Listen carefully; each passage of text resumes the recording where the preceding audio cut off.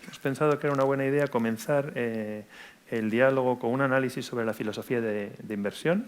Al fin y al cabo, tenemos ante nosotros a un inversor profesional y a un académico de la inversión, con lo cual estas dos perspectivas pueden ser muy enriquecedoras de un debate sobre la filosofía de inversión y también, como no, sobre esa lógica del value investing que he mencionado. En segundo lugar, entraremos en cómo han cambiado los mercados tras la Gran Depresión. Los mercados eran unos antes de la Gran Depresión, son otros, en términos, no solamente en términos regulatorios, después de la Gran Depresión. Y en tercer lugar, analizaremos el futuro de la inversión. Sacaremos la bola de cristal y miraremos al futuro. Bien, comenzamos, por tanto, sin más dilación, analizando la filosofía de inversión. ¿Cómo definís vuestra filosofía de inversión? ¿Cuáles son sus características fundamentales, ¿no? Y en concreto, ¿cuáles consideráis que son esos fundamentos intelectuales del value investing? ¿Por qué creéis que funciona? ¿Qué factores creéis que determinan el éxito del value investor, ¿no? Y, por supuesto, claro está, porque, según lo que nos digáis, no todo el mundo es un value investor. ¿Empiezo yo? Vale, pues muchísimas gracias. Muchísimas gracias, Vicente, una vez más por el apoyo que da la Fundación Rafael del Pino a mi sabático aquí. Gracias, Paco, por sentarse conmigo a charlar de estas cosas tan importantes, y es un privilegio, ¿no? Pues tener una discusión con un inversor de este calibre, ¿no? En lo que se refiere a la filosofía que está detrás del value investing y un poco de los fundamentos, yo lo veo como una cuestión metodológica casi, ¿no? Y la característica de la filosofía es como una integración coherente, por así decirlo, del método de valoración con un buen y profundo conocimiento del modelo de negocio de la compañía que uno esté considerando en ese momento, ¿no? Y esto es algo a lo que podremos volver porque muchas de estas cosas volverán a salir, ¿no? Yo creo que una segunda característica tiene que ver con la utilización de la información de una forma eficiente. ¿Y a qué me refiero con esto? Hay una variedad enorme en la cantidad de información que uno puede, por así decirlo, recoger para analizar una compañía. Pero no toda la información tiene el mismo valor ni debe tener la misma ponderación, simplemente por una cuestión de fiabilidad, de que hay cosas que son más relevantes que otras para evaluar la compañía en la que uno esté interesado y cómo se conecta esa información pues a la comprensión que uno tenga del modelo económico que tiene del modelo de negocio de esa compañía, ¿no? Lo tercero es, y yo creo que esto es una cosa que nos distingue, por así decirlo, de otros métodos de inversión, es que tenemos una idea muy distinta de lo que es el riesgo. Y el inversor en value, por así decirlo, vive obsesionado por la idea de conservar el capital, ¿no? De la idea de que tú inviertes y lo más importante es no sacrificar de forma innecesaria el capital con el que nos financian nuestros clientes, ¿no? Y por último, yo creo que otra característica del value investing es esta idea que no es muy habitual en otros inversores, pero yo creo que es absolutamente fundamental porque en el fondo no tiene nada que ver con el value investing, que es, por así decirlo, esta constante preocupación que uno tiene que por qué, si yo pienso que esta compañía vale 200, ¿por qué el mercado cree que vale 100? Es este constante preguntarse cómo es posible que yo vea algo que nadie más ve, por así decirlo, ¿no? ¿De dónde viene? ¿Qué es lo que motiva al mercado para ofrecer por esta compañía solamente 100 cuando yo creo que vale 200, por así decirlo, ¿no? Y este constante preguntarse de dónde viene la otra parte de la transacción, de dónde viene, cuáles son las motivaciones del otro lado de tu contrapartida, es una característica, yo creo, del buen inversor en general, no solamente del buen value investor, ¿no? Pero es verdad que es una característica. Yo cuando en mi clase pues traigo a muchos inversores por así decirlo, de filosofías muy distintas, es verdad que los únicos que sacan este punto, esta característica, son los value investors, que viven esta vida de permanente depresión y estrés, porque siempre se están preguntando cómo es posible que yo sepa algo que el resto del mercado no sabe y que me da una oportunidad de invertir a esta compañía pues a un descuento del 50% con respecto a lo que yo creo que vale, ¿no? Y esto es algo fundamental porque, bueno, lo que caracteriza a los mercados financieros es precisamente el hecho de que uno nunca tiene la información completa. La contrapartida tiene un conjunto de información distinto y por eso toma una posición distinta de la que uno está tomando. Y es por eso por lo que es particularmente importante preguntarse, bueno, qué es lo que motiva el que este señor esté dispuesto a vender cuando yo estoy dispuesto a comprar. Y este constante preguntarse a sí mismo, ¿no? ¿De dónde viene uno? ¿Por qué cree uno lo que cree? Es otra característica del Value Investor. Lo dejo aquí y volveremos a muchos de estos temas, estoy seguro. Francisco.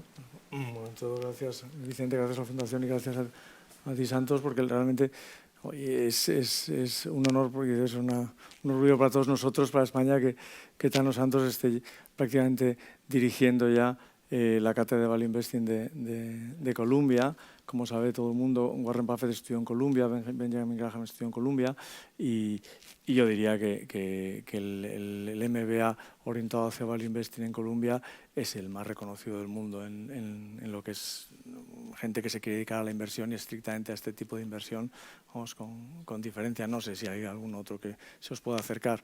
O sea que ante todo, oye, tengo desde fuera creo que tampoco, ¿no? Pero y realmente, pues oye, pues es un honor y orgullo para todos nosotros que puedas estar allí y también que puedas estar aquí en tu sabático disfrutando del buen tiempo también, ¿no? El Value Investing, la verdad es que es interesante porque justo cuando presentamos el libro con Carlos Rodríguez Baum hace un año y medio, la primera pregunta fue básicamente la misma y quizás, bueno, con el tiempo, pues a lo mejor la respuesta que ya fue un poco floja y me gustaría reforzarla. Realmente, quiero decir, Value Investing es lo que ha hecho cualquier inversor exitoso en los últimos 3 o 4 mil años, ¿no? Desde que más o menos el mundo permite ahorrar y invertir y tomar decisiones un poco más más allá de la mera supervivencia, ¿no? Al final los fenicios, los romanos, en cualquier eventualidad se producían subidas de los precios, bajadas de los precios y momentos de aprovechar las oportunidades, ¿no? Y bueno, la gente con un criterio y unas características especiales era capaz de aprovecharse de esas situaciones, ¿no? Unos con malas artes y otros con buenas artes, simplemente con sus cualidades, ¿no? Entonces, lo que ocurre en el siglo XX, y de hecho hasta que, digamos, empieza Graham y demás, bueno, y la Universidad de Columbia y otra serie de personas a formalizar más de lo que estamos hablando, pues esto seguía siendo así. Pues en el siglo XIX, pues como la anécdota famosa, el que recibía la información primera de Waterloo, pues ganaba dinero y el segundo no, o el tercero no, ¿no? Y entonces, bueno, pues la filosofía era la misma, es en comprar activos infravalorados que cambiando las condiciones iban a mejorar de precio, pero no era así, ¿no? O sea, es decir, nada más que eso. En el siglo XX lo que ha ocurrido es que eso se ha formalizado algo más, ¿no? En la medida en que se puede formalizar, que es bueno, relativa, ¿no? Y ahora mismo, si intentamos definir un poco de lo que estamos hablando, hoy no varía mucho de lo que se ha hecho siempre, es intentar encontrar activos infravalorados con una capacidad de generación de caja superior a la que está reconociendo el mercado. Esto lo puedes hacer de muchas maneras o de una manera muy sesuda con grandes descuentos de flujo de caja, muy precisos, que en algunos casos se puede hacer y en otros no tiene sentido porque, digamos, los flujos son tan cambiantes que no merece tanto la pena dedicar el esfuerzo, ¿no? Entonces, una vez que uno más o menos tiene una idea de lo que vale un activo, viene la segunda fase que, un poco en la línea de lo que dice Santos, digo, Tano, evaluar la información que has recibido, evaluar tu flujo de caja, entender por qué tú piensas que eso supone una infravaloración y por qué no. Y una vez que lo has entendido, hacer lo más difícil en todo el proceso, que es compro, voy a comprar. Que para eso, bueno, no sé hasta qué punto lo tenéis desarrollado, ya nos contarás.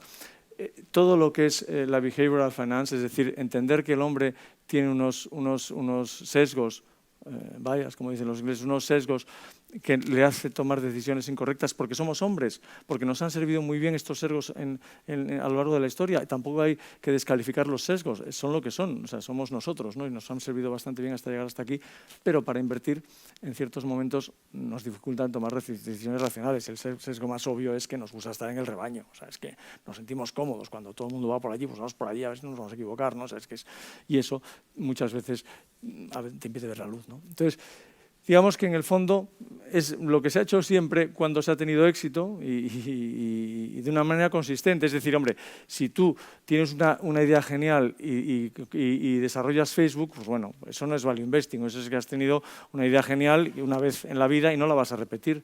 Zuckerberg no va a repetir, las probabilidades de que no va a repetir las probabilidades de que repita un Facebook son, vamos, tendiendo a cero, ¿no? O sea, que lo que hace un value investor es, digamos, repetidamente, no Facebook, porque eso es imposible, porque es otra línea de actuación, digamos, poner las probabilidades a su favor con esos descuentos de caja y esas valoraciones y ese saber actuar, saber tomar la decisión de invertir.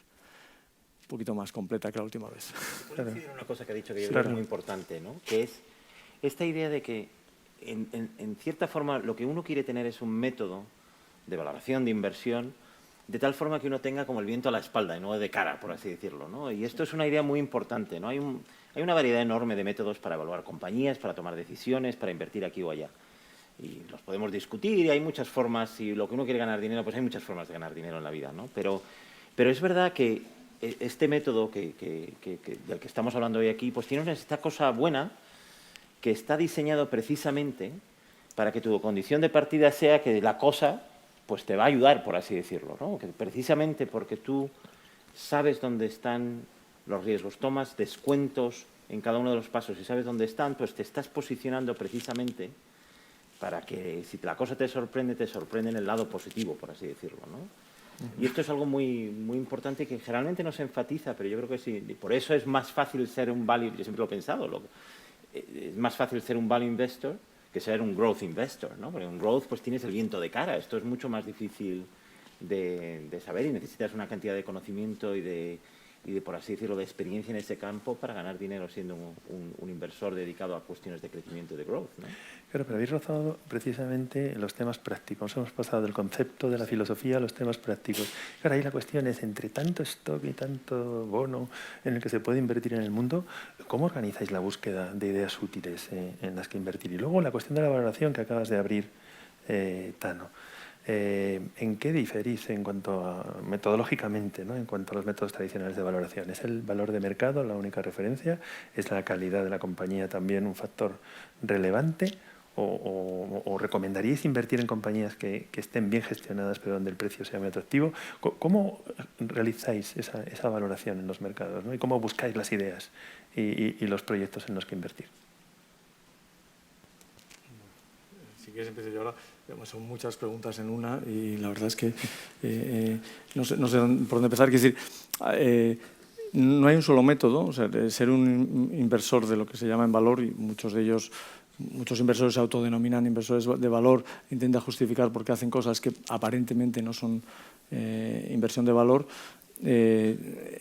Digamos, la inversión en valor abarca muchas maneras de hacer las cosas, ¿no? Es decir, yo puedo explicar lo que hacemos nosotros, lo que me parece más sensato ser inversor en valor, pero alguno puede argumentar pues, cosas un poco distintas, ¿no? O sea, que decir, a mí me parece más sensato comprar compañías a 8 o 9 veces beneficio que a 15 o 16, porque por la sencilla razón de que a 15 o 16 tienes que adivinar lo que va a pasar en los próximos 15 o 16 años, simplificando, y en las de 8 tienes que adivinar lo que va a pasar en los 8 próximos años. Y realmente, como decía aquel, adivinar es muy complicado y más el futuro. O sea, es decir, que a saber lo que va a pasar de aquí a 10 años y con que veamos algunas cosas que hacíamos hace 10 años y que no hacemos ahora, pues bueno, intentar adivinar cómo vamos a cambiar de comportamiento como personas, como consumidores, como productores, es complicado y por eso quizás eso sea, digamos, la señal identitaria más clara respecto a lo que es un inversor de valor puro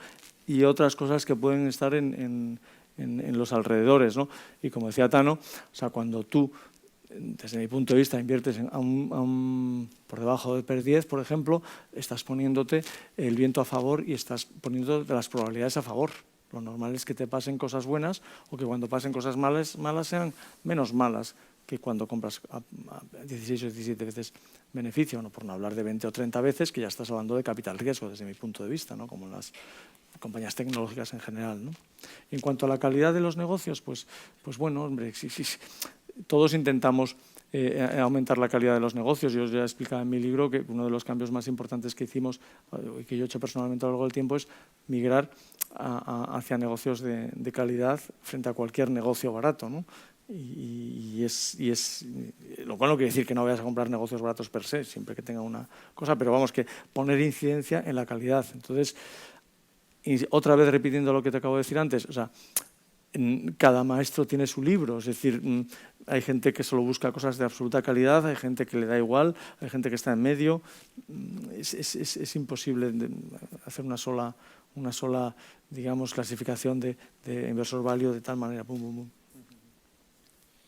Bueno, yo por contestar un poco la idea de... Sí, estoy muy de acuerdo en todo lo que has dicho. Déjame que añada un par de cosas, ¿no? En lo que se refiere a buscar ideas, bueno, pues hay varias formas de hacerlo, algunas más sistemáticas que otras, ¿no? Yo voy a dar como 4 ideas, ¿no? La primera, pues, no sé cómo se dice esto en español, los screens. ¿Pantalla se dice? No, ¿cómo se dice? No hay una traducción.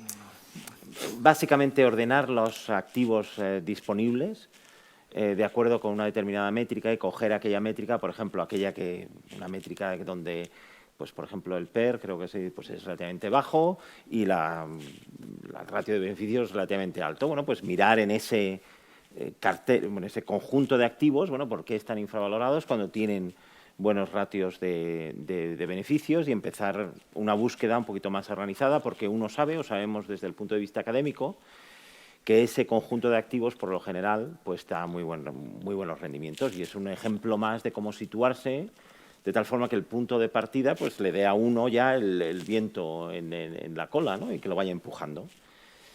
Lo segundo que yo diría, pues a mí me gusta, a mí me gusta mucho ver lo que hacen los buenos inversores, ¿no? Yo esto lo hago constantemente, ¿no? Esto de copiar a la gente lista, si uno conoce gente lista, pues se copia.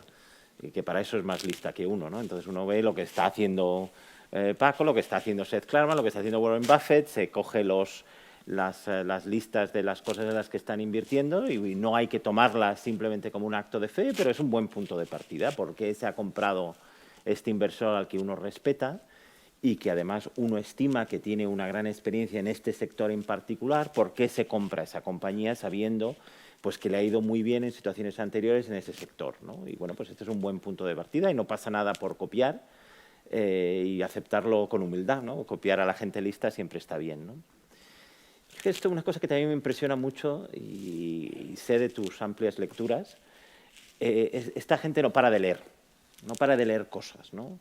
Y no solamente leer los periódicos, que por supuesto hay que mantenerse al día de lo que esté pasando por ahí en distintos sectores, pero yo una cosa que le recomiendo mucho a los estudiantes es leer historia económica e historia de negocios, por así decirlo, ¿no? Cómo ha evolucionado el sector minorista en los últimos 150 años en Estados Unidos. Bueno, pues hay una literatura enorme de la que se pueden aprender muchísimo, porque hay una experiencia enorme de empresas que triunfaron, que no triunfaron, que hicieron esto, que lo intentaron, y uno aprende muchísimo simplemente de estas lecturas y porque hay muchas cosas mucho más estables de lo que creemos, en cierta forma, ¿no?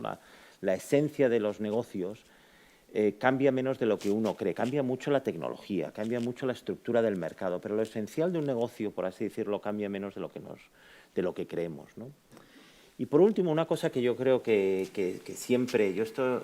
fue una suerte empezar este recorrido de aprender sobre esto durante la crisis financiera, ¿no? Porque una cosa que siempre le digo a los estudiantes es que uno tiene que ir hacia el fuego, por así decirlo, ¿no? Una cosa que orienta mucho, o sea, que da muchas ideas, es en el momento que uno ve, pues o bien un país que está en una condición pues, volátil o de crisis financiera, o un sector que está yendo o que está sufriendo muchísimos cambios como consecuencia de cambios tecnológicos o regulatorios, bueno, pues eso es una cosa a estudiar porque te da muchísima volatilidad y porque es probable pues, que ahí la inteligencia y los métodos que uno trae de valoración pues descubran oportunidades dada la enorme volatilidad sobre el que está sufriendo o ese país o ese sector o por los motivos que sean, ¿no? Y que no hay que tenerle miedo a esas situaciones, ¿no? Lo que uno ve... Yo me acuerdo que las primeras cosas que hice, me miraba en compañías griegas en el año 2008-2009, ¿no? Y había cosas maravillosas ahí. Creo que aquí tengo alguno de mis antiguos estudiantes y las discutíamos en clase, ¿no? Y que hay que tener un poco la fortaleza para, bueno, pues esto te da un punto de entrada, a ver qué es lo que hay ahí que pueda ser interesante y luego uno tiene que hacer la cobertura de los riesgos de una forma sensata, ¿no? O sea que buscar ideas, estoy un poco contigo, ¿no? Que hay que ser un poco, uno tiene que tener una cierta apertura de miras, ¿no? Y buscar donde uno pueda. Ya este negocio es bastante difícil como para encima no utilizar instrumentos varios para la localización de buenas inversiones, ¿no? En lo que sí, si quieres. Sí, que yo, quizás para postear un poco, porque no he contestado a esa pregunta realmente, y prácticamente los áreas donde comentas tú que hay que buscar activos interesantes son básicamente pues, las áreas en las que miramos, pues, copiamos a lo que hacen gente que respetas. Vamos a lugares conflictivos. Un ejemplo claro ahora es Inglaterra para nosotros, Brexit, lío, caída de la moneda, caída de las cotizaciones, en fin, ese tipo de situaciones. A mí personalmente me gusta ver todos los días los valores que más han caído el día anterior en los diferentes mercados, Europa, Estados Unidos, ver qué está pasando, qué está por los suelos, que se está moviendo mucho y por qué. Y bueno, a partir de eso se puede construir una cartera. Nosotros, un ejemplo de esto es el año pasado, cuando empezamos nosotros, yo llevaba 2 años sin trabajar, entonces una cartera de cero. ¿Dónde buscamos ideas? Pues bueno, en todo este tipo de situaciones hemos buscado ideas y así se monta una cartera, ¿no? No, estoy completamente de acuerdo con eso. Y en lo que se refiere a la valoración, por entrar un poquito en este aspecto y en qué diferimos de otros métodos, ¿no? Por ejemplo, tú has mencionado lo de los métodos de flujos de cajas, ¿no? Del valor descontado. Bueno, pues esto es apropiado en determinadas circunstancias, cuando uno está intentando valorar, por ejemplo, un proyecto de infraestructuras, porque uno sabe qué es lo que te va a dar esta autopista, más o menos en circunstancias normales, un año y otro año. Entonces, en ese momento, pues uno tiene un buen entendimiento de lo que debe ser el flujo de caja de esa inversión y uno puede utilizar eso, ¿no? Pero en la mayoría de los casos, si yo les propongo a ustedes que vamos a valorar lo que va a ganar, yo qué sé, Apple en los próximos 20 años, pues nada, da igual la cantidad de inteligencia que haya en esta habitación y la cantidad de buenos inversores. Esto es un problema muy difícil de resolver. Y esto no lo vamos a saber. Y en ese caso, este método en particular va a funcionar de una forma desastrosa. Entonces, uno quiere evitarlo a toda costa. Uno quiere evitarlo, por lo general, salvo en circunstancias muy concretas, ¿no? Y es aquí donde yo creo que el punto que hablábamos al principio, ¿no? De cómo organizar la información precisamente para que nuestra decisión se base en aquella información que es más fiable, ¿no? Entonces, uno empieza pues, por lo habitual, pues que son conocer los activos, el modelo de negocio, tangibles, intangibles, y empezar con un proceso de valoración sencillo de lo obvio y de lo que inmediato y de lo que uno sabe que está ahí y de lo que uno tiene confianza porque lo ve en el informe anual o en los estados financieros. Y uno luego pasa con mucho apuro, por así decirlo, pues a la cuenta de resultados e intenta ver, bueno, a ver qué es lo que ha pasado con esta compañía en el pasado más inmediato y lo que yo creo que va a pasar en el futuro más inmediato y empieza uno pues a calcularlo de esa forma y uno solamente se mete en este tema de valorar el crecimiento pues bajo circunstancias muy especiales, ¿no? Y uno quiere evitar hacerlo lo más posible, porque uno sabe que es ahí cuando uno se pega el trastazo, que es cuando uno está intentando predecir cuál va a ser la tasa de crecimiento del beneficio de Apple, de Google, de Telefónica, de Ferrovial o de la compañía que ustedes quieran, ¿no? Esto es lo que hay que evitar lo más posible y uno solamente lo tiene que hacer si no tiene más remedio, ¿no?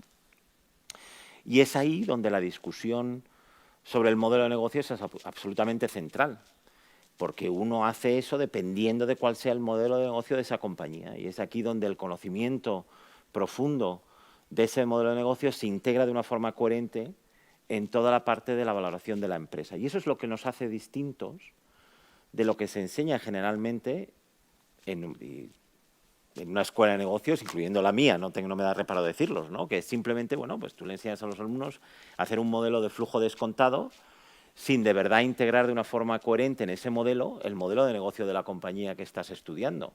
Y esto mucha gente de aquí hemos tenido esta experiencia de hacer un modelito en Excel, que son maravillosos y divertidísimos de hacer, pero que están desconectados, por así decirlo, de la realidad empresarial de la compañía, ¿no? Y hacer estos ejercicios de sensibilidad que son completamente absurdos, pero que, bueno, sabemos que es lo que hace el 90%, desgraciadamente, de los analistas por ahí fuera, ¿no? Y evitarlo lo más posible y hacerlo solamente en aquellas circunstancias donde eso sea apropiado. Y, por ejemplo, hemos dado el ejemplo de las infraestructuras, ¿no?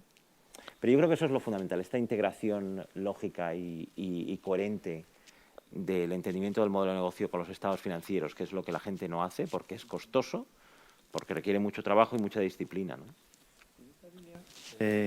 Comentábamos, Tony y yo, que mencionas mucho en tu libro las ventajas competitivas.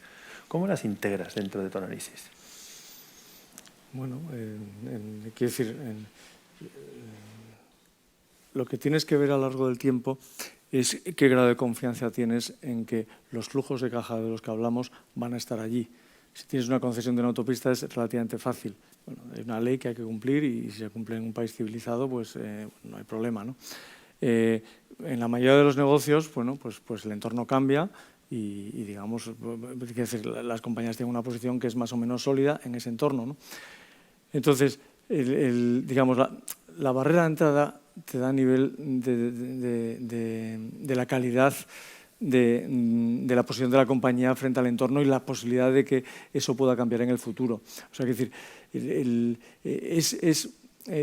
digamos, el barniz que le da al flujo de caja solidez y calidad. O sea, el flujo de caja cuando lo haces, porque realmente nosotros, como comento en el libro, excepto en las situaciones de infraestructura claras y con flujos muy, muy estables, lo que hacemos es un múltiplo que más o menos viene a ser el múltiplo histórico de las compañías cotizadas, ¿no? Entonces, lo esencial que te da hacer análisis competitivo, que nos basamos, entre otros muchos, pero fundamentalmente en un profesor de Columbia, que es Bruce Wingwall, compañero de Tano, lo que nos da eso es la seguridad sobre el flujo de caja o el beneficio normalizado estimado que vamos a utilizar para nuestro cálculo, ¿no? Entonces, es esencial. O sea, al final, es decir, oye, pues, ¿qué es lo que quieres? Un negocio de ascensores, que sabes que vas a estar manteniendo tu ascensor en los próximos 15 años, que nadie va a venir a competir en ese negocio, que tienes unas barreras que hace que no me vale, yo voy a poner 2 ascensores y tal, no, que necesitas de un tamaño tal que los incumbents, los que están ya presentes, difícilmente van a perder su posición. Es decir, ese análisis te da un grado de seguridad en el cálculo del beneficio normalizado, que es el que te permite dormir tranquilo, ¿no? Y sobre todo en los momentos en los que puedes comprar esos flujos de caja a un precio razonable, que es digamos, la segunda fase, ¿no? De por qué eso está barato y qué aportamos nosotros en esa situación para que esté barato, ¿no? En esto estoy muy de acuerdo en todo, una vez más, ¿no? Y no creo que vamos a estar muy en desacuerdo de muchas cosas, con lo cual lo voy a dejar de decir, ¿no? Pero en esto de las ventajas competitivas, ¿no? Que yo creo que son de una importancia creciente en el mundo de la inversión y el saber cómo integrarlas en un método de valoración, yo creo que ese es el cambio del que tú hablabas en tu evolución como inversor, ¿no? Yo creo que hay varias cosas que se pueden hacer además para analizarlas y para ver un poco si están ahí o no están ahí, porque en muchas ocasiones pues es difícil ver cuál es la ventaja competitiva que tiene esta compañía. Hay una frase muy famosa, ¿no? En la Corte Suprema decidiendo sobre un caso de pornografía, que le preguntaban al juez de la Corte Suprema, ¿no? qué era la pornografía, y dice, bueno, pero no sé lo que es, pero lo sé cuando lo veo.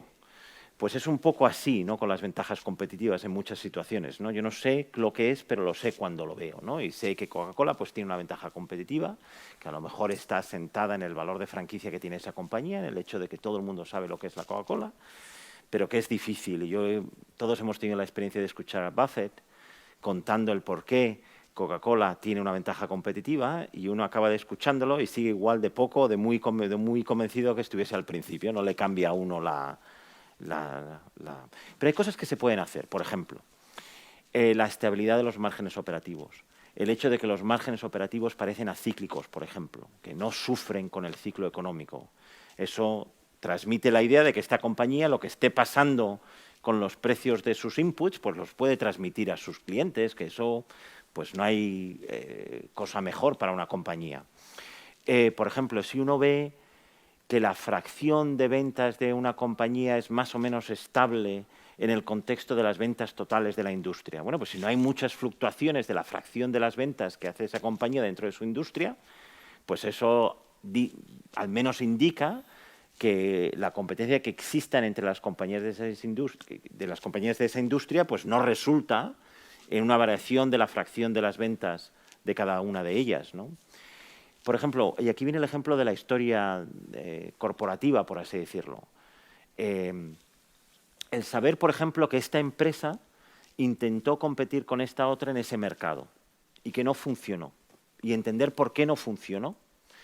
En el fondo, una barrera de entrada, pues uno sabe si alguien ha intentado saltar la barrera y no pudo, en cierta forma, ¿no? Y ahí, a mí el caso que le cuento a los alumnos es cuando Caterpillar, la compañía de material de construcción, de tractores y grúas y ese tipo de cosas, intentó competir con Deere en máquinas agrícolas, ¿no? Se pegó el trastazo del siglo. Bueno, pues esto le dice a uno mucho, y tenían muy buena máquina, por cierto, una máquina alemana, la Claas, la que estaban vendiendo en Estados Unidos en aquel momento. Eso le dice a uno mucho de cuál es la ventaja competitiva que tiene Deere en el mercado de equipo agrícola en Estados Unidos y en muchos países, incluyendo el nuestro, donde controlan el 25 o el 30% del mercado, ¿no? O sea que también ese es un aspecto donde la lectura y el saber un poco de historia corporativa ayuda un montón a establecer la existencia de esas ventajas competitivas, ¿no? Y integrarlo, y como hablábamos antes, y como bien decía Paco, ¿no? que uno quiere tomar cuando uno ve una gran compañía y uno está pensando en invertir en una de estas grandes compañías que todos sabemos que son maravillosas, pues Deere, la que hemos mencionado, o Nestlé, o las grandes compañías del mundo, ¿no? Pues claro, uno quiere tener claro cuáles son esas ventajas competitivas para invertir en esas grandes compañías, en cierta forma, y tener una estimación de cuál es el múltiplo al que yo estoy dispuesto a comprar una gran compañía. Y ahí viene el gran intuición de Buffett o de Munger, de que muchas veces te quieres comprar una compañía a un precio justo, precisamente porque tiene esa ventaja competitiva que te va a permitir pues hacer el rendimiento compuesto durante años y años y años, ¿no? Que es por el motivo por el que queremos tener estas compañías en nuestras carteras, ¿no?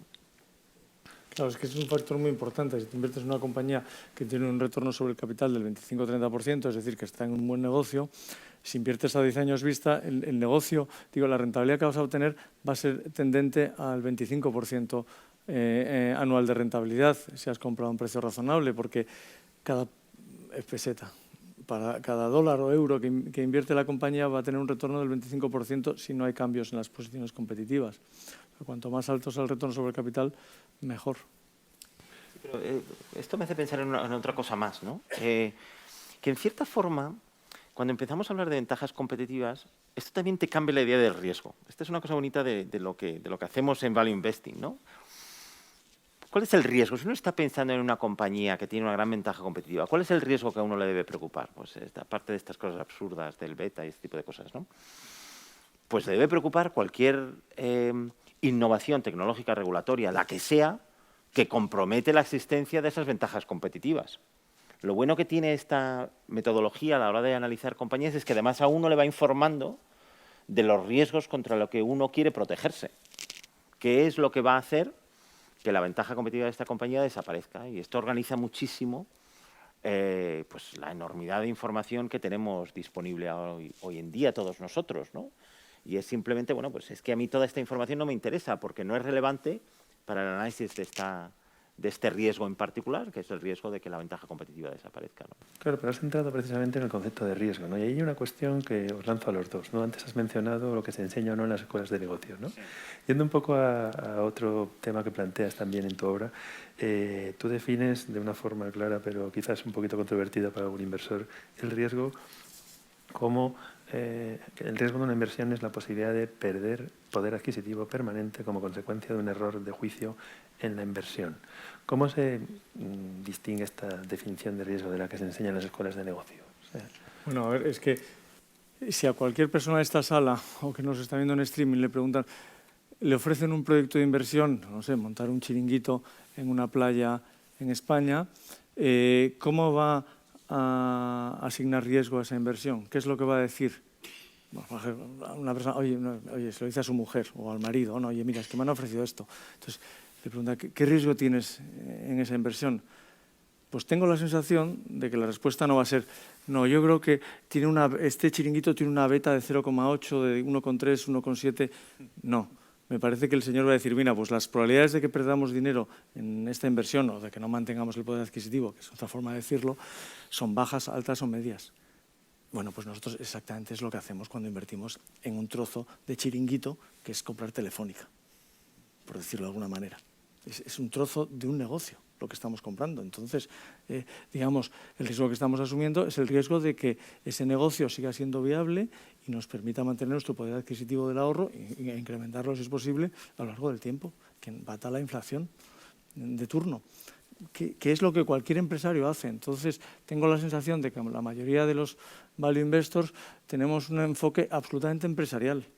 Compramos una acción porque estaríamos en condiciones de comprarnos toda la compañía mañana si tuviéramos dinero, o como hace Warren Buffett, que lo tiene, ¿no?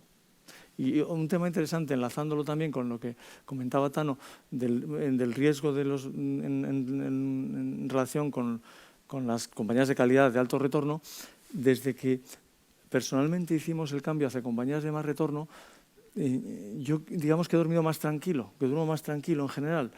Porque es verdad que, claro, como dice Tano, tienes un riesgo que haya una disrupción que te estropee la ventaja competitiva, pero si estás en negocios, hombre, siempre pongo los ascensores, que es bastante sencillo y todo el mundo lo entiende. Un negocio que las compañías tienen 200 años de vida y, como dice Nassim Taleb, un organismo cuanto más viejo es, más longevo probablemente sea, ¿no? Entonces, si llevamos 200 años de vida manteniendo los ascensores como lo estamos manteniendo, bueno, probablemente los próximos 50 años estaremos igual. Entonces, asumiendo que no hay disrupción, las compañías de ventaja competitiva alta tienen una estabilidad en los resultados mucho más altas que las compañías con poca ventaja competitiva, o incluso ya en el extremo las commodities o materias primas, en que cualquier innovación tecnológica o de proceso o de tal, pues te hace que tu mina o tu compañía que no da mucho valor añadido, pues te estropea, tu retailer, ¿no? que puede ofrecer algo que puede ser más o menos pasajero y temporal, ¿no? Entonces, esto de dormir tranquilo es muy importante. Yo estoy completamente de acuerdo contigo en esto, ¿no? Que en el fondo, y yo creo que de hecho las valoraciones actuales en el mercado, de las que hablaremos más tarde probablemente, pues nos llevan un poco a eso, ¿no? A ver este tipo de compañías precisamente por cuestiones de valoración, ¿no? Y el hecho de dejar que un poco que la magia del interés compuesto ocurra, ¿no? Que esto es una cosa muy importante. Y entonces yo en eso, la verdad es que uno lee las cosas que escribía Buffett en los años 70 en sus cartas y realmente es el primero que lo entiende bien, ¿no? En cierta forma, ¿no? El hecho de que uno quiere rotar poco su cartera porque quiere dejar precisamente pues bueno, que estas cosas crezcan al nivel del interés compuesto, que es la cosa de todo lo que sabemos de finanzas probablemente lo más potente, ¿no? de cómo funciona el interés compuesto, que es una cosa que deberíamos enseñar a los chicos en la escuela, ¿no? Y antes de pasar al segundo bloque, hay una cuestión última que quería plantearos un poco. ¿Cuál es la importancia del análisis macro dentro de estas estrategias, ¿no? Hay que ser un buen macroeconomista para ser un buen inversor, y una derivada un poco más orientada a Francisco. Tú eres un devoto de la escuela austríaca. Entonces, ¿cómo influye esto en tu proceso de inversión? ¿Cómo te condiciona en tu visión de la perspectiva macro? Me influye relativamente porque me gusta y me enseña a ver el mundo, pero me influye relativamente en los momentos de inversión porque realmente, digamos, la macroeconomía depende fundamentalmente de factores políticos que son normalmente impredecibles.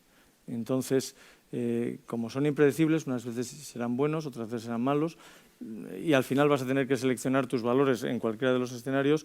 Lo normal es que te centres en seleccionar valores.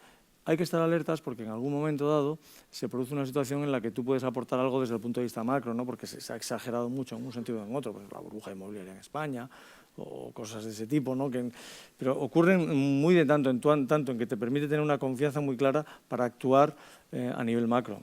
Por ejemplo, mira, nosotros ahora tenemos una inversión razonablemente importante en Corea, 10-12%. Oye, estaríamos encantados que llegaran a la paz entre Corea del Norte, Corea del Sur y Estados Unidos. Eso sería un acicate enorme para el mercado coreano, donde estamos hablando que el mercado coreano cotiza a 8 o 10 veces beneficios. Es el mercado de los más baratos del mundo. Una de las razones es entiendo, por la amenaza de Corea, ¿no? Entonces, tienes que tener en cuenta las cosas, pero es que realmente es difícil prever lo que va a pasar. Entonces, nosotros estamos invertidos porque pensamos que pase lo que pase entre Corea del Norte, Corea del Sur y Estados Unidos, podemos ganar dinero. Si encima pasan cosas buenas, pues mejor, ¿no? O sea que hasta cierto punto. Y la escuela austríaca a mí personalmente, es decir, me da una visión de cómo funcionan las cosas. O sea, hay que recordar que el libro de Mises se llama La acción humana, o sea, de cómo funciona el hombre, cómo actuamos en condiciones normales, que se refleja bastante bien en lo que hacemos nosotros. Yo llegué a la escuela austríaca después de 10 años invirtiendo. Digo, bueno, estos señores me explican más o menos lo que yo hago todos los días, ¿no? Que los mercados más o menos funcionan, que si intervienes aquí, pues provocas algo aquí, entonces hay tal, no sé qué. Pues, a mí me sirve como marco de referencia, digamos vital, para invertir de vez en cuando, muy de vez en cuando. Sí, yo creo que las cuestiones macro, yo creo que lo que hemos aprendido de la última crisis es que es importante estar alerta, ¿no? Que no pasa nada por ver bueno, lo que está pasando con los desequilibrios financieros, bancarios que estén pasando en los mercados donde uno invierte, ¿no? Yo creo que a mucho inversor le pilló la crisis de una forma completamente inesperada y eso tampoco es razonable, ¿no? Dado cómo estaban determinadas valoraciones, como qué estaba pasando con el crédito bancario en determinados países. Pues bueno, no pasa nada por tener, por así decirlo, pues un poquito de una visión lateral que le permita a uno ver. Y también a uno le ofrecían cosas completamente ridículas en términos de valoraciones, ¿no? Por ejemplo, uno se podía comprar pues un credit default swap en Dubái que tenía una burbuja inmobiliaria tremenda, pues por 2 o 3 puntos básicos, ¿no? Entonces uno ve, esto es una inversión de valor tremenda, ¿no? Que merece la pena hacerse, simplemente le da un poco una cobertura y está baratísimo el seguro que uno se compra en estas circunstancias, ¿no? Con lo cual hay que aprender a verlo también desde el otro punto de vista, que hay una forma de utilizar estas ideas, pues bueno, de una forma que le dé a uno una cobertura de riesgo frente a variación macroeconómica, ¿no? Y la forma de, lo que no está tan claro, y yo creo que eso es de todo lo que hacemos, lo que está menos integrado con nuestra práctica, es cómo integrarlo de una forma coherente en la cartera, en el proceso de valoración. Yo creo que eso está por hacerse todavía, ¿no? Y yo creo que con buen criterio muchos inversores pues no lo quieren hacer porque no son buenos macroeconomistas y saben que no son buenos macroeconomistas. Es, con diferencia de todas las ramas de la economía, quizá la más compleja, y entonces bueno, pues uno tiene una prevención natural a integrarlo de una forma en los modelos porque no sabemos cómo hacerlo, ni siquiera como economistas profesionales, ¿no? Yo creo que lo único en lo que diferimos es en lo de la economía austriaca, ¿no? Yo me acuerdo que fue nuestra primera conversación. Yo salí, la primera vez que hablé con Francisco en su oficina, salí con un taco de libros así, que nunca te dije, pero me leí 2 de ellos y todavía no te he perdonado por ello, ¿no? Pero y no voy a mencionar los libros, pero bueno, es una cuestión también metodológica, ¿no? Una cuestión de que la lectura de los grandes economistas austriacos pues es muy compleja por una renuencia que tienen los economistas austríacos a adoptar el lenguaje que llevamos utilizando en economías pues desde que Samuelson escribió Foundations en los años 40, ¿no? Entonces hay una razón fundamental por la que utilizamos ese lenguaje, es porque facilita la comunicación, genera nuevas ideas, permite la contrastación estadística y un montón de valores que vienen como consecuencia de esa formalización que la economía sufre o se beneficia de ella pues, a partir de la Segunda Guerra Mundial, ¿no? Y eso es lo que yo creo que muchas veces hace difícil esa comunicación, ¿no? Que hay una falta. Yo siempre digo que leer a Minsky es una experiencia fascinante. Pero uno lo lee y hay un montón de ideas. Es una especie de caos maravilloso donde hay ideas geniales e ideas completamente locas. Pero claro, la formalización de esas ideas la hacemos porque queremos contrastarlas estadísticamente. Los modelos lo que hacen es incorporar conocimiento de los datos y formalizarlo de tal forma que me permita comunicárselo a todos ustedes, ¿no? Pero si uno renuncia a hacer eso, es muy difícil acumular conocimiento. O sea que yo creo que en el fondo hay un desacuerdo metodológico de cómo importante, ¿no? Y nunca he conseguido entender esto. Esto un día, muchas cervezas y mucho alcohol, si quieres lo discutimos, ¿no? Pero es el único desacuerdo que tenemos tú y yo. No, probablemente sea la queja sea por el abuso, hombre. Evidentemente, como siempre, el problema está en los límites. Pues el abuso a veces de la formalización para explicar comportamientos humanos difíciles de formalizar, ¿no? O sea, esa es la queja, digamos, austríaca, ¿no? Mencionas muy a menudo, Francisco, ese recorrido de Graham a Buffett. También lo mencionas en el libro, ¿no? ¿A qué te refieres, no? Bueno, es el recorrido hacia las empresas de calidad, de lo que hablábamos antes del retorno sobre el capital y ventajas competitivas, ¿no? Es básicamente eso, para no insistir más y si quieres hablamos de otros temas. Le pasó a Buffett Y nos ha pasado a la mayoría de inversores de valor. Al principio, porque quieres hacerlo muy bien, quieres ganar mucho dinero, por la razón que sea, compras lo más barato que hay en el mercado. Y con el tiempo te das cuenta que es mejor poner un pequeño punto de calidad a esa baratura, ¿no? Digamos, que es lo que le pasó a Buffett. Yo no sé si estás de acuerdo en que yo creo que hay una tercera fase en la evolución de Buffett, que es esta sociedad que tiene con el grupo brasileño, ¿no? Este activismo. Yo creo que se está quedando sin cosas que comprar, dada la cantidad de capital que tiene que invertir, y que la única forma, yo creo que esta es una evolución interesante de esto, ¿no?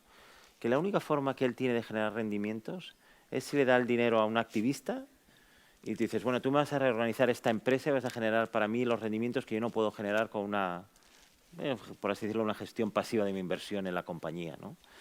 Y yo creo que tiene que ver un poco con el tamaño gigantesco del float de Geico que tiene que invertir todos los años, de que las valoraciones están muy ricas y que... Tú lo has dicho, o sea, no te voy a repetir porque el problema que tiene, que es el tamaño, es tan gigantesco que se ha convertido en el mercado. Entonces, batirse a sí mismo es casi imposible. Entonces, tiene que hacer otro tipo de cosas que van surgiendo. Sí. Si os parece, pasamos al bloque de la crisis, ¿no?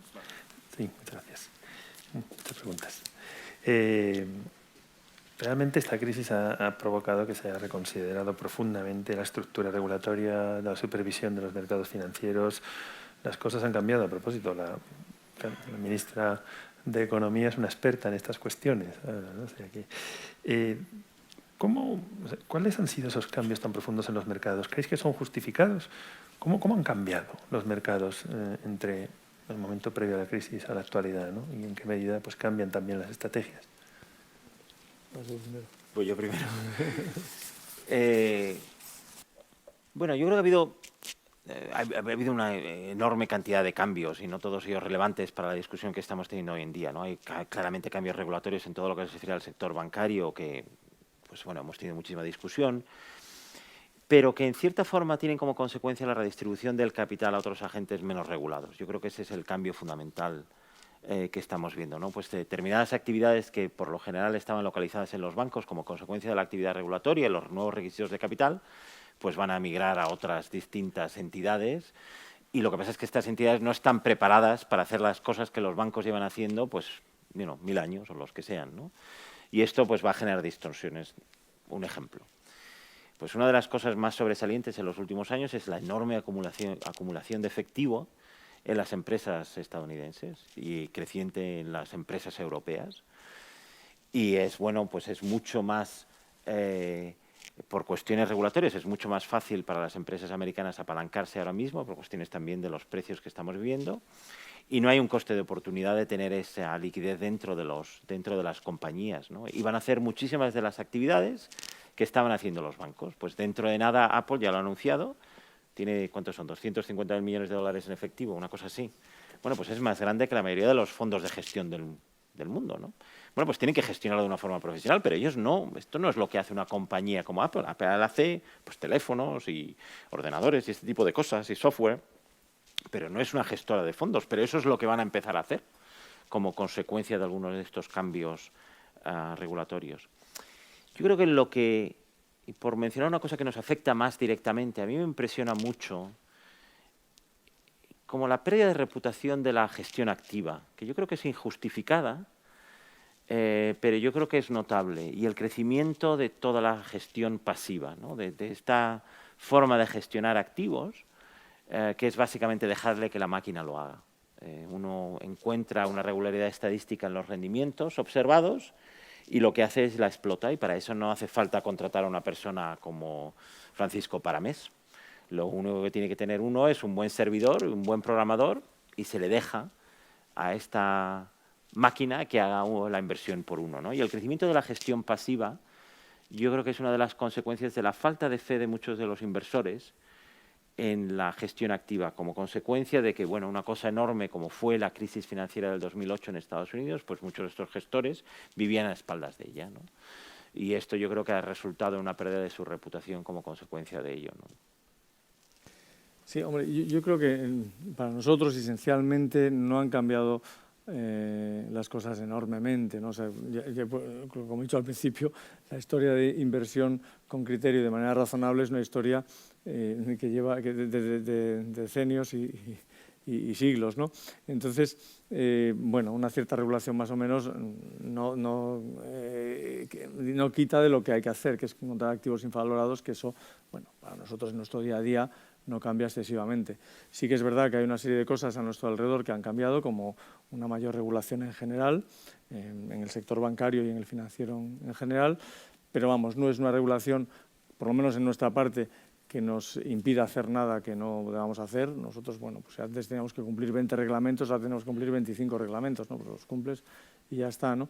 Y entonces realmente no son asuntos esenciales. En algunos sectores, como el puro bancario, sí que la regulación probablemente incida más y sea más, bueno, no sé si gravosa, buena o mala o regular, pero desde luego ata más a los gestores y a los consejos de administración. Y lo que es verdad es que, digamos, esa mala imagen del sector financiero, en algunos casos justificada, ha hecho que, como dices tú, Tano, pues que la gestión pasiva se esté desarrollando, porque realmente en algunos casos bueno, ha habido abusos, ha habido pues, un exceso de comisiones, tanto explícitas como ocultas, que hay que depurarlas, ¿no? Entonces tiene sentido que una parte de la inversión vaya hacia una gestión pasiva, semipasiva, en fin, que una gestión en la que el coste sea mucho más bajo. A lo mejor el valor añadido también lo es, ¿no? Pero el coste sea mucho más bajo, ¿no? También es verdad que hay que ver que estamos en 8 años de mercado alcista, bueno, teniendo en cuenta que cayó en el 2008, pero desde el 2009 al 2018 estamos en un mercado más o menos alcista en general, y entonces al fin, ha sido razonablemente fácil ganar dinero en estos últimos 7-8 años. Y entonces, bueno, pues los fondos índices pues han funcionado muy bien, han tenido un buen comportamiento, ¿no? Hay que ver lo que pasa cuando se produzca el primer vaivén importante del mercado y los fondos caigan bastante, y es bastante factible que los inversores que aportan valor lo hagan mejor en ese mercado. Por lo menos es nuestra experiencia, que cuando los mercados son malos o bajistas, en general es cuando más valor aportamos, ¿no? Entonces, bueno, hay que ver los ciclos en su totalidad. Habría un posicionamiento, de alguna forma, para aprovechar las posibles crisis financieras, ya que pueden ser fuentes de oportunidades de negocio. Bueno, eso es evidente, ya lo ha comentado Tano en lo que estamos buscando, y bueno, es triste, pero en los momentos de crisis, en los momentos de distrés, de vaivén, es cuando se producen las oportunidades en general, y evidentemente hay que aprovecharlas, claro. Y dados los niveles de apalancamiento que todavía tenemos en muchos de los sectores, van a seguir viniendo, ¿no? Porque cuando uno tiene un apalancamiento más alto, pues las valoraciones tienen que ser por necesidad volátiles, ¿no? Así que esto, desgraciadamente, como tú bien dices, llegará, ¿no? Así que lo que hay que tener es un poco, pues, hay que tener dos cosas, ¿no? La fortaleza mental, por así decirlo, de saltar cuando todo el mundo a la piscina, cuando todo el mundo está saliendo de ella, esa es la primera, ¿no? Y esto yo lo veo muy difícil de enseñar. Yo creo que esto se tiene o no se tiene, ¿no? Uno nace con ello. Y lo segundo es, claro, tener el capital para invertir, que no es una cosa trivial, ¿no? Y aquí, como hay que pensar, es que uno quiere que la propia método de valoración, pues a uno le deje con mucho capital, precisamente cuando las valoraciones son muy altas, porque eso es una indicación de que efectivamente las valoraciones están muy altas y que algo va a llegar y que va a provocar pues esa crisis en la que uno va a poder precisamente invertir ese capital de una forma muy beneficiosa, ¿no? Entiendo, como última cuestión dentro de este bloque de análisis de la crisis, que es tan difícil encontrar valor en estas situaciones como mantener a los clientes. ¿Cómo se gestiona esta cuestión? Es mucho más fácil encontrar valor que mantener a los clientes. Mucho más. No, nosotros realmente la labor más interesante que hacemos es una labor, digamos, entre comillas, educativa, ¿no?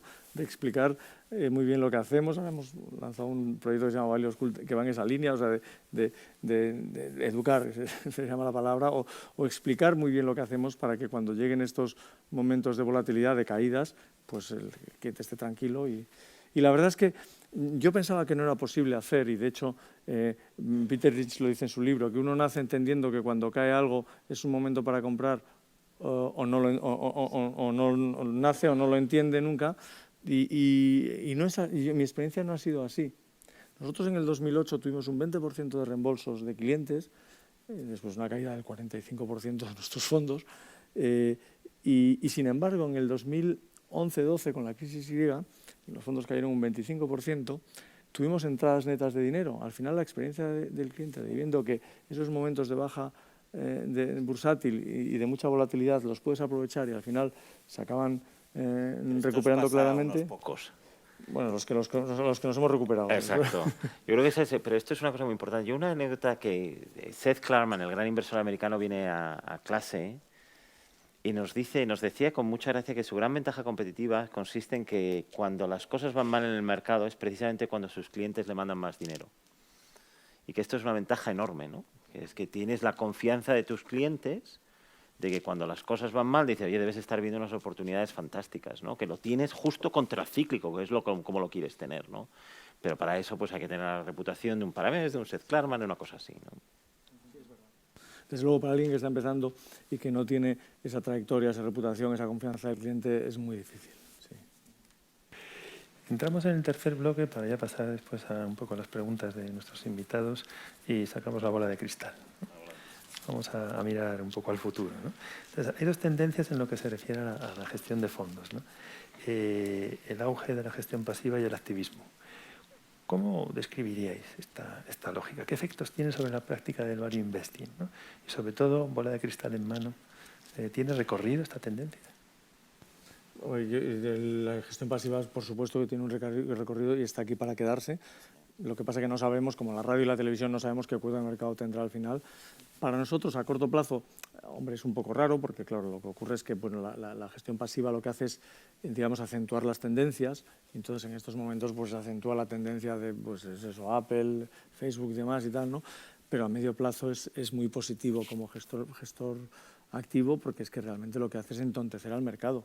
O sea, si la gestión pasiva, digamos, era el 5% hace 15 años y ahora es el 35%, si se convierte en el 60%, quiere decir que el 60% de los inversores en bolsa no están pensando lo que hacen. Compran porque una compañía está en el índice, punto. Entonces, claro, eso provoca muchas más distorsiones, muchas más situaciones anómalas y mucha más infravaloración de activos o sobrevaloración, probablemente los que están en esos índices y con esa ola, ¿no? Entonces, es un fenómeno que está aquí para quedarse y en la medida de lo posible, pues a nosotros ni nos beneficia en general, pero intentaremos aprovecharnos de las volatilidades que provoque, claro. Sí, en esto de la gestión pasiva estoy de acuerdo, ¿no? Si como sea un porcentaje enorme del mercado, como ya está siendo, por ejemplo, en los Estados Unidos, bueno, alguien tiene que descubrir el precio, ¿no? En cierta forma, con lo cual los rendimientos de analizar información pues tienen que subir, es la intuición que uno tiene, ¿no? Y eso va a poner un tope a cuánto puede crecer la gestión pasiva. Por añadir esto del activismo, yo una intuición que tengo, no estoy muy seguro de lo que voy a decir, pero por decirlo de todas formas, ¿no? Yo creo que esto es una cosa que tiene que llegar a Europa en general, no solamente, por ejemplo, a España, ¿no? Una cosa muy interesante en Estados Unidos es la cantidad de activismo que hay, ¿no? De que hay un inversor que ve una compañía que está mal gestionada porque la puede comparar con otra compañía en la misma industria que tiene mejores ratios de beneficios y, bueno, pues toma una posición y cambia la gestión de la compañía, cambia esto, vende esto otro. Y este activismo, en un entorno donde los rendimientos son tan bajos, pues puede ser una fuente de rendimientos altos, ¿no? Esto lo hemos visto, por ejemplo, hemos tenido una ola no sé cómo se dice, de intervenciones en compañías ferroviarias estadounidenses que ha sido muy interesante de seguir lo que se está haciendo en ese sector, ¿no? Que es simplemente mejorar la gestión de una serie de compañías que estaban gestionadas de una forma esclerotizada, por decirlo de esa forma, ¿no?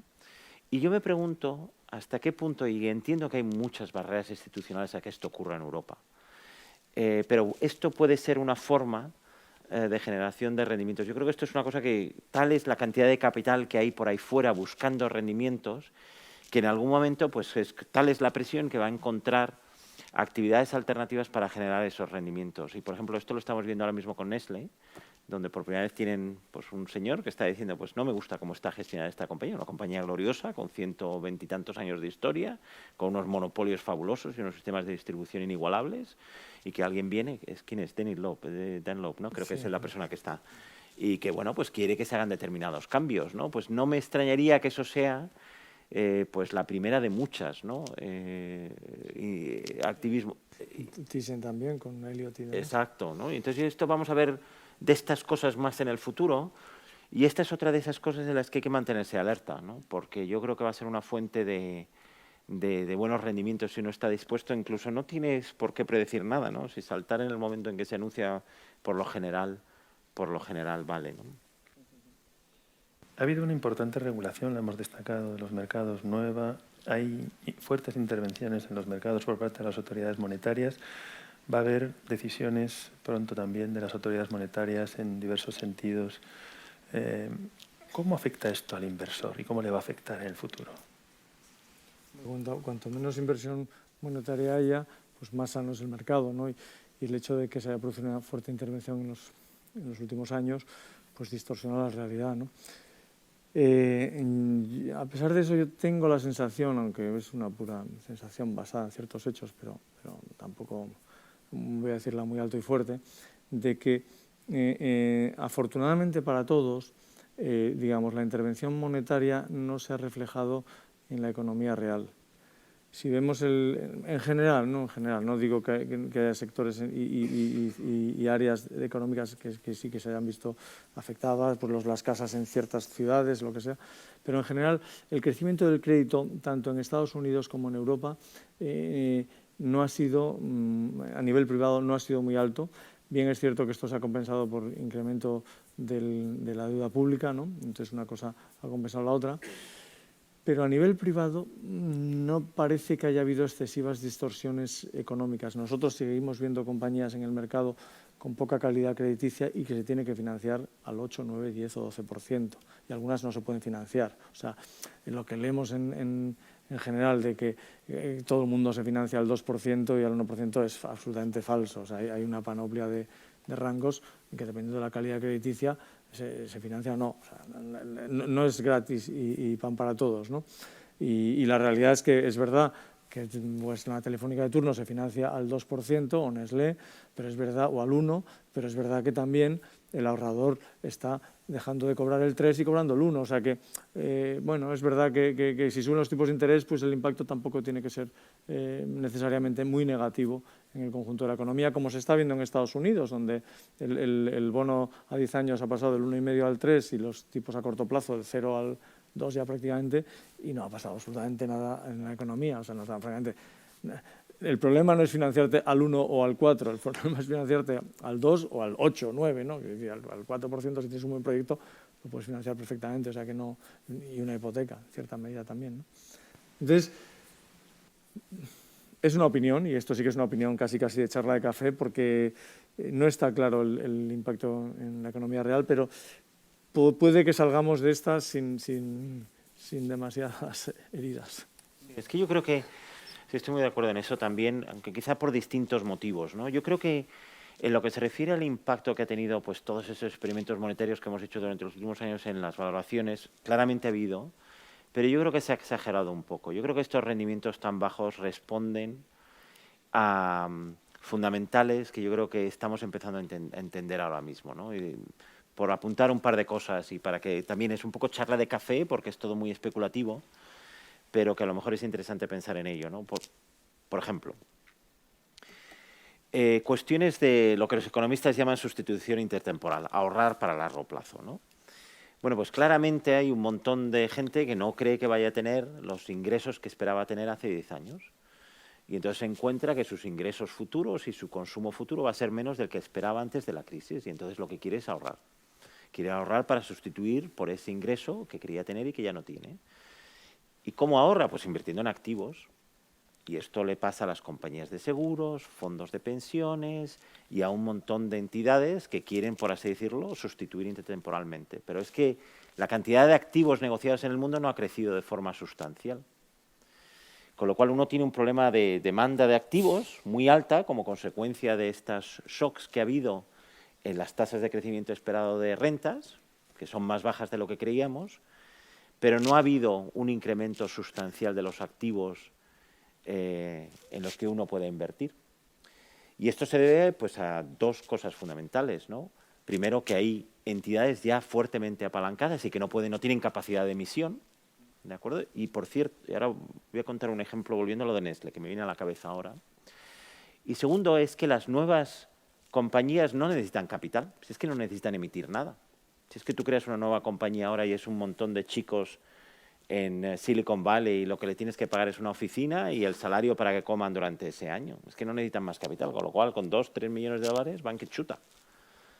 Con lo cual no hay papel, no se genera papel para la gente invertir. Entonces uno está abocado a invertir en lo ya existente y eso genera rendimientos relativamente bajos, ¿no?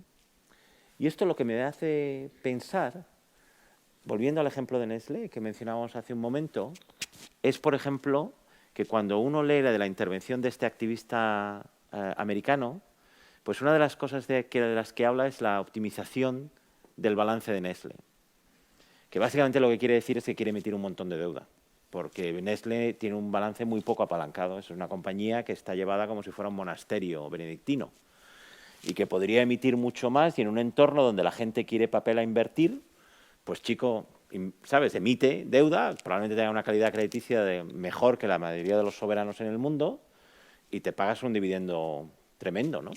Y aquí paz y después gloria, ¿no?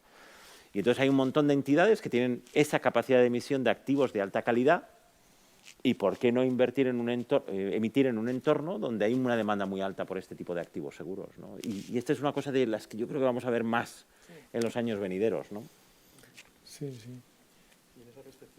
¿Creéis, qué os parecen las valoraciones hoy en día? Sé que los value investors no os gustan nada estas preguntas, pero... No, las valoraciones, no, bueno, sí, mira, es que como siempre hay valores caros y valores baratos. Es que esto no es un ente homogéneo, el capital no es homogéneo, hay todo tipo de valoraciones. O sea, yo he estado la semana pasada en Corea y hemos visto a 10 o 12 compañías, en algunas tenemos acciones, y la mayoría de ellas tienen el 70, 80, 90% de lo que valen las compañías en bolsa en caja. Entonces, están regalados los negocios. Ahí tenemos el 12% de la cartera en Corea, ¿no? Y por otro lado tienes pues, el archisabida compañía súper novedosa que vale 30 billones o 40 billones de dólares y vende 1 billón. O sea, quiero decir, y que está iniciando en un producto que es súper innovador y súper fantástico. Entonces, bueno, pues ahí los extremos están ahí y en medio hay una panoplia de valoraciones en el mundo que están desde Estados Unidos a PER 16, 17, Europa a PER 15, Corea a PER 10, en fin, y en ese contexto, incluso en Estados Unidos, hay compañías baratas, compañías caras, compañías a nivel de índice, entonces hay que ir valor a valor dentro del contexto general y es lo que te gusta. O sea, es que no tiene mucho sentido hablar de índices en general desde nuestro punto de vista. Sí, hay una dispersión enorme, no tan grande como en años anteriores, los rendimientos están muy comprimidos. Yo creo que esto se debe a algunos de los efectos que acabamos de discutir, pero efectivamente hay una dispersión en valoraciones ahí que hay que explotar, ¿no? Y hay que buscar, o sea, que hay cosas buenas todavía que comprarse por ahí, ¿no? Yo lo que sí diría de una cosa de los índices y de las valoraciones que estamos viendo ahora, yo creo que hay algo que es un poco diferente de lo que hemos vivido durante los últimos años. A mí una cosa que me impresiona mucho, y esto también es charla de café un poco, es que la economía está cambiando muchísimo. O sea, está cambiando en el sentido de que por fin estamos matando al sector manufacturero, que va a ser como el nuevo sector agrícola, que va a ser muy poco del valor añadido del PIB en un futuro, lo mismo que la agricultura hoy. Ninguno de ustedes piensa que la agricultura sea un sector fundamental. En ninguna de las economías desarrolladas será el 5, 6, 7%, todo lo más del valor añadido. Bueno, pues lo mismo va a pasar con el sector manufacturero. Muy competitivo, pero es un sector, por así decirlo, que tiene esta transición hacia una cosa similar al puesto que ocupa la agricultura en nuestra economía de hoy. Entonces, ¿qué va a ser el sector del futuro? Pues claramente el sector de servicios, salud, educación, servicios financieros, ocio, ese tipo de cosas, ¿no? Y a mí lo que me impresiona de ese sector es que las ventajas competitivas que discutíamos al principio pues son mucho más importantes. Y entonces, con lo cual, los ratios de beneficios pues pueden ser más altos simplemente por un efecto de composición, porque vamos a tener más de esos negocios que de los otros y ahí hay más ventajas competitivas y más barreras de entradas y a lo mejor eso justifica múltiplos mayores de los que históricamente hemos observado, ¿no? Yo siempre digo el ejemplo de Colombia. Veo en la audiencia algunos de mis antiguos estudiantes en Colombia, ¿no? La gente va a seguir viniendo a Colombia. Lleva viniendo a Colombia 250 años, ¿no? No van a dejar de venir ahora simplemente porque puedan ver esta charla online. Y esto es una ventaja competitiva que solamente se va a volver más importante a medida que la educación se vuelve más importante, como ya está sucediendo. Y bueno, pues como Colombia no está negociada en una bolsa de valores, pero hay muchas compañías de educación que sí están negociadas en mercados de valores y que uno se puede comprar, ¿no? Con lo cual a mí no me sorprendería que en algún momento veamos valoraciones, por así decirlo, que no entendemos bien estos cambios estructurales en términos de valoración y que yo creo que algo está pasando que justifica múltiplos más elevados en índices de los que históricamente hemos observado, ¿no? Y antes de guardar la bola de cristal, una última cuestión. Sí. ¿Veremos pronto más crisis? Contesta tú, que es. Yo. O sea, a mí una cosa que yo le digo, pues no sé, a mí me gusta mucho seguir desequilibrios bancarios y financieros, ¿no? Esto es una cosa muy divertida de ver en países donde pues, el balance de los bancos está creciendo rápidamente, ¿no? Porque esto es, pues por así decirlo, te dice algo de lo que va a pasar en ese país, dependiendo de cómo está estructurado el país. Pero la mayoría de los países fuera de los anglosajones todo el crédito está canalizado a través del sistema bancario. Con lo cual, si el sistema bancario tiene desequilibrios importantes, pues uno ya sabe que va a haber una liquidación de activos para desapalancar al sector bancario en su momento y esto es una buena oportunidad de inversión, ¿no? Y como yo creo que hay mucho apalancamiento en la economía en general y hay mucha, como discutía antes, ¿no? Mucha reorganización del capital como consecuencia de dos cambios.